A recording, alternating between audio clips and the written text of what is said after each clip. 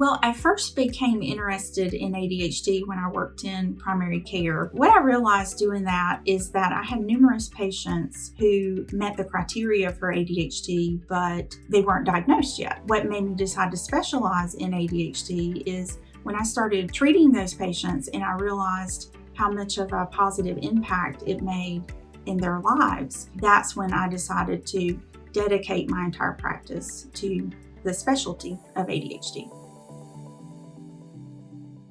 Currently, being in the specialty of ADHD, we get to spend more time doing a more thorough evaluation of ADHD, not only through, spending more time with the patient in the office, doing the interview, but also assessing and evaluating their symptoms by way of questionnaires and also by way of QB testing. I'm very fortunate to have that because now we can see on paper, measurements of attention, impulsivity, and also hyperactivity.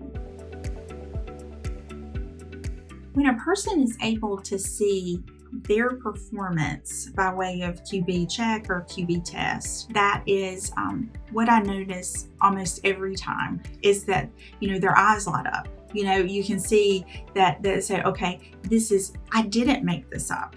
I really am moving that much, or, I really am zoning out. And I think that just speaks volumes when they're able to see that on paper, take that home with them, share it with their family. And not only that, when we're able to start treatment, but then we repeat the testing and they're able to see how much improvements that they've had. It really does. It is impactful and it really does make a big difference for them.